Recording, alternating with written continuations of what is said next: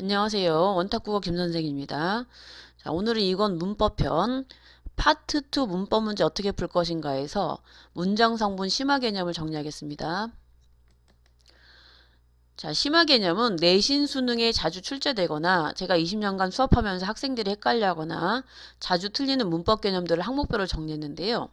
자, 특히 심화 개념을 정리 잘 하시면은 시험에 나오는 예시들이 많은데요. 그걸 꼼꼼하게 공부하시면 점수 향상에 도움을 받으실 수 있습니다. 그 다음에 동영상 청취 후에 여기 심화 개념 정리 항목에 직접 손으로 써보십시오. 못 쓰는 것은 다시 공부하고 채워 넣으시면 됩니다. 그래야 개념이 완벽하게 내 것으로 정리가 되기 때문입니다. 문장 성분, 심화 개념 정리 들어가겠습니다. 자, 심화 개념 1, 주성분의 파악. 자, 가로에 문장 성분을 채워놓고 예1과 예2의 문장 성분과 예3의 문장 성분이 서술에 따라 어떻게 차이가 나는지 써보시오. 이렇게 얘기했죠. 그죠? 자, 이제 볼게요. 자, 물이 얼음이 된다. 영수가 반장이 아니다. 그럼 우리말에 그 보충해주는 말이 필요한 동사가 되다 아니다 그랬죠. 그죠? 그럼 얘는 주어 보고 얘도 주어 보고 얘는 먹는다니까 얘는 주어 목적어인데, 자, 우리말에서 어떤 행위의 주체를 서술한 그 동작의 주체를 주어라고 하고 동작을 당한 대상을 목적어라고 얘기하는데, 나는 너를 사랑해 하면 사랑한 주체는 나죠. 그죠?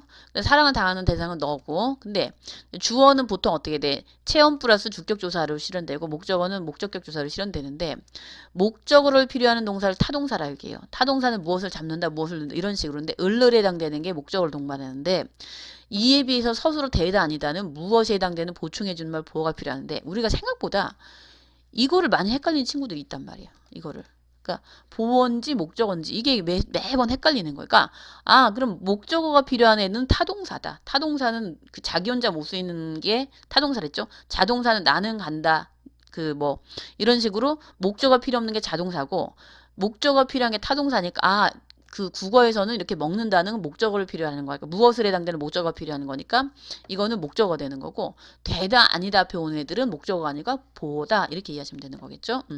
자, 그 다음에 그러면은 여기서 군뱅이가 매미가 된다니까 얘는 주어, 보어, 서술어. 그 다음에 여기서 어떻게 되는지 이게 우리 한번 볼게요. 주어 뒤에 붙었으니까 주격조사고 매미가가 뒤에 붙었으니까 복격조사인데, 문장 성분에 따라 되게 똑같은 가지만 주격조사다 복격조사다 이렇게 이해하시면 되는 거죠. 자, 얘도 지금 주어 자리에 왔지만 이게 지금 헷갈리는 거예요. 이거 주어로 많이 본단 말이에요. 왜? 주어가 없잖아. 이거는 부사고. 근데 없으니까 이걸 어떻게 돼? 주어, 서술 이렇게 하는데 그게 아니고 되다 아니다 앞에 오는 거는 무조건 보어다. 그러니까 어떻게 돼? 여기선 이는 주격조사가 아니고 복격조사다. 그러니까 여기서 보면은 군뱅이가가 주어 뒤에 붙어서 주격조사, 매미가는 복격조사인데 주격조사에 이가가 있고 복격 이가가 있기 때문에 헷갈릴 수 있는데 이거는 구분을 해줘야 된다는 얘기가 되는 거고요. 그 다음에 고3이를 어떻게 주어로 착각하는데 그러면 안 된다는 얘기가 되는 거죠. 자, 그 다음에 관형사와 관형어의 구분. 자, 다음 밑줄은 관형어 예이다. 관형사와 관형어를 구분하고 헷갈리는 이유를 쓰고, 그죠? 자, 관형사, 관형을 구분하는 방법을 쓰세요. 그랬죠고요. 자, 그럼 이제 저새가 높이 난다. 그랬죠. 그죠? 얘는 품사가 관형사이면서 관형어 역할을 해주는 거야. 품사는 이렇게 다 쪼개지는 거죠. 하나씩. 그럼 이제 관형사 그 자체는 품사고, 관형어는 문장 성분의 일종인데, 자, 우리 이제 관형사와 관형어가 헷갈린 이유는 관형사는 품사고 관형어는 문장 성분의 일종인데 관형사와 관형어의 쓰임을 구분하지 못한다는 거예요. 그러니까 품사는 문장 그 자체를 얘기하는 거예요. 문장 그 자체. 자, 일테면은 여러분이 한번 생각해 보세요. 품사는 안 바뀌어. 태생이 안 바뀌어. 여러분은 한국 사람이야. 그죠? 한국 사람. 그럼 그 품사라고 생각하시면 되는 거고. 근데 자, 그 철수가 미국에 가서 대학생이 됐어. 그럼 미국인이 되나요? 아니죠. 한국인이지만 미국에 가서 대학생이 된 거니까 대학생 역할과 기능을 하는 거죠. 근데 영수는 또 한국인이지만 중국에 가서 뭐 그 식당 종업원을 한다고 쳐봐봐. 그러면 중국인이 되는 게 아니잖아. 그러니까 철수랑 영수는 품사에 해당되는 거야. 태생은 한국인이니까. 그런데 미국에 가서 대학생이 되는 역할을 해주는 게 문장 성분이고, 중국에 가서 식당 종업원 해주는 게 문장 성분이다. 역할과 기능에 따라서 달라지는 게 문장 성분이다. 이렇게 이해하시면 되는 거예요. 그러니까 품사는 그 자체가 태생이라고 생각하시고 안 바뀐다라고 보셔야 돼요. 그러니까 아름답다가 항상 품사는 뭐예요? 형용사인데 아름답게 하면은 부사가 아니고 부사어가 되는 거고, 아름답다로 쓰이면은 뭐가 된다? 서술어가 된다. 이렇게 이해하시면 되는 거예요. 자, 아기가 새 옷을 입었다. 그럼 얘는 관형사가 되는 거고 관형어 역할을 해준다. 그죠? 사랑한다라는 거는 품사는 형용사인데 역할은 어떻게 돼? 사람을 꾸며주는 관용 역할을 한다. 그죠? 도시에는 역시 어떻게 돼? 풍경을 꾸며주는 체험 플러스 관용격조사에 의해서 관용 역할을 해준다. 자, 그럼 우리가 이걸 한 번만 생각해 보세요. 헷갈리는 관용사는 품사인데 관용어는 문장 성분이고 얘는 태생에 해당되는 거고 이건 역할과 기능에 해당되는 것이다. 이렇게 이해하시면 되는 건데 그 쓰임을 우리가 모르기 때문에 헷갈린다는 거죠. 그다음에 이제 관용어 만드는 방법은 관용사 쓰는 방법, 용어를 뭐뭐 눈으로 바꾸는 방법, 체험 플러스 관용격 조사 이의가 있다. 이걸 반드시 기억하시면 도움이 되겠죠. 자, 부사의 구분. 밑줄 친 성분은 관용어인가 부사인가. 자, 설마, 과연, 다행히, 눈부시게가 그죠? 부사어인지 관용어인지 우리가 좀 헷갈릴 수 있겠죠? 자, 한번 볼게요. 근데 다 보니까 부사어네요. 그죠? 부사어네. 이유가 한번 볼게요. 자, 얘일이 맞는 걸까? 얘일 다시가 맞는 걸까? 둘 다 맞다는 거예요. 단지 꾸며주는 범위가 달라지는 거예요. 자, 여기서는 설마는 범인일까를 꾸며주는 거고 과연은 천재일까를 꾸며주는 거고 다행히는 사고를 면했다를 꾸며주는 거고 눈부시게는 펑펑 내린다를 꾸며주는 거예요. 그런데 얘를 앞으로 뺐어 다. 그죠? 앞으로 빼면은 꾸미는 범위가 달라지는 거예요. 설마는 여기 전체를 꾸며주는 거고 과연은 그가 천재가 전체를 꾸며주는 거고 다행히는 우리는 사고를 면했다 전체를 꾸며주는 거고 눈부시게는 하얀 눈이 펑펑 내린다를 꾸며주는 거예요. 그러니까 결국 우리가 설마 과연 다행히처럼 사람의 심리를 나타내는 건 양태부사라고 하는데 얘는 위치 이동이 자유로워요. 그럼 문장 맨 앞에 오면은 문장 전체를 꾸미는 거예요. 근데 잘못하면 우리가 설마가 그녀를 꾸며주고 과연이 그가를 꾸며주는 거고 다행히 우리를 꾸며주는 거니까 이거 뭐지?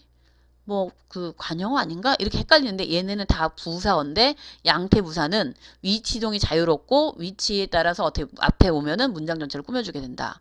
그렇기 때문에 요거를 반드시 기억하셔야 되겠죠. 문장 성분의 일부를 꾸미기도 하고 문장 전체를 꾸밀 수 있다라는 거 그죠? 그러니까 그 놓이는 위치에 따라서 꾸미는 범위가 달라진다는 거 반드시 기억을 하셔야 되는 거죠. 자, 그 다음에 이제 서술어 자릿수 해볼게요. 자, 다음 서술의 자릿수를 구분하시오. 이렇게 돼 있죠. 그죠? 자, 이제 헷갈리는 애들만 지금 제가 모아놓은 건데.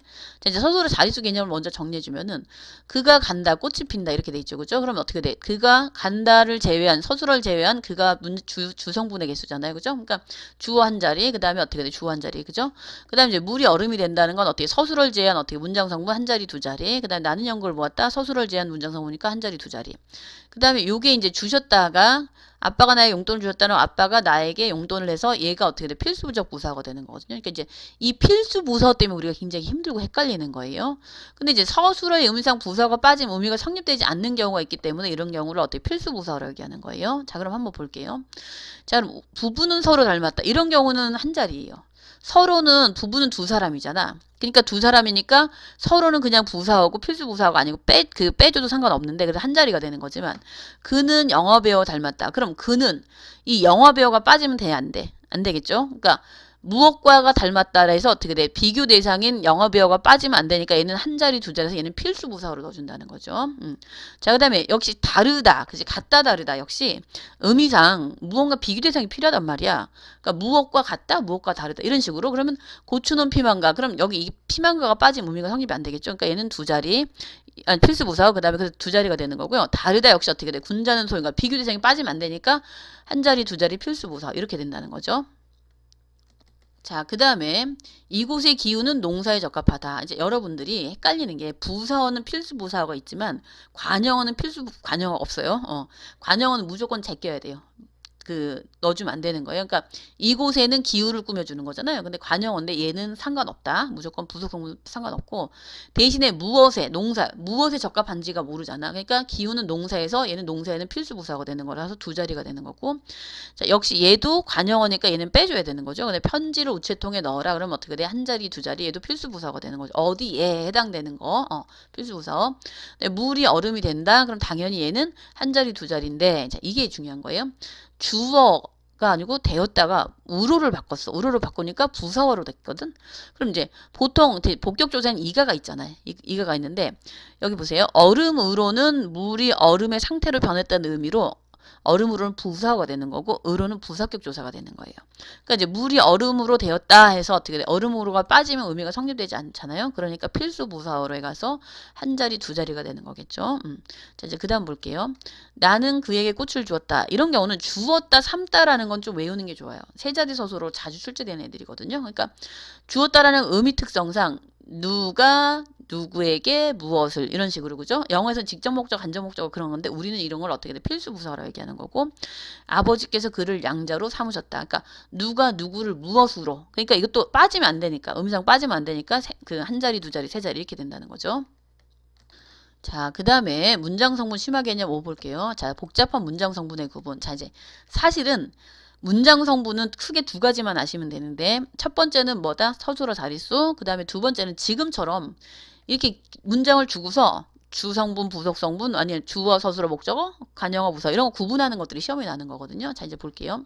저 착한 두 아이가 나의 동생이다. 이거 무조건 기본은 무조건 주성분을 먼저 찾는 거야. 그 나머지가 관형어나 부사거든요. 그러니까 주성분을 먼저 찾아야 돼. 주어, 목적어, 보어, 서술어. 그죠? 그럼 아이가 동생이다. 그죠? 주어, 서술어가 되는 거고 저 착한 두는 아이를 꾸며주는 거 관형어. 그 다음에 동생이다를 꾸며주는 게 나이니까 관형어. 이런 식으로 구분하시면 돼요. 근데 이제 저 착한 같은 경우는 어떻게 돼? 관형어가 연달아 오는 경우는 지시관형사, 그 다음에 수관형사, 뭐 이렇게 순서를 대로 쓴다. 이렇게 이해하시면 되는 거죠. 얘는 지시관형사고, 그 다음에 형용사를 뭐뭐 한으로 바꿔주는 거고, 수관형사가 되는 거죠. 이런 식으로. 그 다음에 이제 과연 게으른 우리 아버지가 시를 농사를 잘 지으실까? 그럼 주어는 아버지, 농사를 목적어 지으실까 서술어. 그러니까 주어, 목적어, 보어, 서술어 이걸 먼저 찾으면 되는 거죠. 주어, 목적어, 그 다음에 서술어. 그럼 얘는 과연은 전체를 꾸며주는 그죠? 문장 전체를 부사가 되는 거고 게으르는 누가 게을러? 게으른 우리의가 되는 거죠. 그죠? 게으른 우리애는 아버지를 수식하는데 의가 생략이 된 거고 그 다음에 이제 시골에서는 그 시간 장소는 무조건 부사어 그죠? 시골엔 장소니까 부사어, 잘은 지으실까를 꾸며주는 그 부사어 이렇게 이해하시면 되는 거고 어젯밤에 하얀 눈이 하늘에서 펑펑 내렸다. 그럼 주어 서술어 그죠? 그 다음에 이제 얘네는 다 당연히 부사어겠죠. 그죠? 어젯밤엔 시간 나타내는 부사어, 하얀은 어떻게 눈을 꾸며주는 관형어 이렇게 되는 거죠. 그렇게 이해하시면 되는 거고 자, 그녀는 여기에 앉았다. 그죠? 그녀는 앉았다. 그가 오기를 기다렸다. 이렇게 되는 거죠. 그러니까 주어, 목적어, 서술어가 되는 거고 이제 그녀는 여기는 장소를 나타내는 부사어가 되는 거고요. 근데 이제 앉았다 기다렸다 서술어가 한 문장에 두 개씩 올 수 있다라는 거 반드시 알고 가셔야 되고 그러니까 그녀는 앉았다 기다렸다 이렇게 되는 거죠.